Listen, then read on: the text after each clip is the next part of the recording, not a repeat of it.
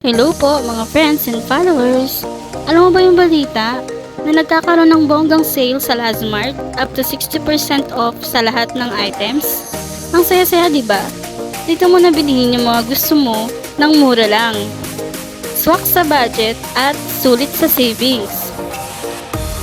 Ito yung mga benepisyo ng up to 60% off sale sa Lazmart para matulungan kayong magtipid. This is the benefits of up to 60% off sale at Lazmart to help you save money wisely. Number 1. Mega tipid. Sa up to 60% off sale ng Lazmart, marami kang matitipid na pera. Mas marami kang mabibili gamit ang kalahati ng presyo, kaya sulit na sulit ang bawat paggastos mo. Number 2. Wais sa budget. Sa pag-avail sa sale, magiging wais ka sa pag-budget ng pera.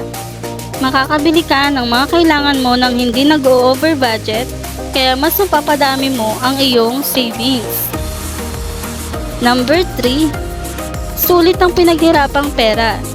Sa pamamagitan ng pag-abang sa up to 60% off sale ng Lazmart, mas mapapahalagahan mo ang bawat sentimo ng iyong pinaghirapang pera. Hindi mo kailangang mag-sacrifice ng kalidad para makatipid. Dahil sa Lazmart, quality items at discounted prices ang hatid sa'yo. Kahit wag nang magpahuli. Bisitahin na ang Lazmart at mag-shopping na ng mga bagay na gusto mo habang nagkakaroon pa ng 60% off sale sa Lazmart. Ito po ay hindi sponsored or bayad ng Lazmart. Gusto ko lamang pong i-share ang isa sa mga ginagawa ko para makatipid.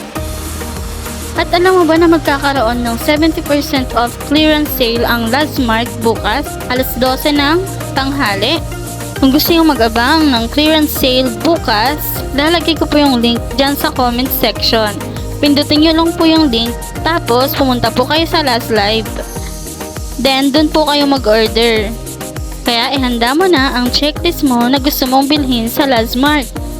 Para add to cart na lang po ng add to cart dahil until stocks last lang po ito. Paunahan po. Kaya wag mo kalimutan ng reminders mo bukas. Dahil baka maubusan ka.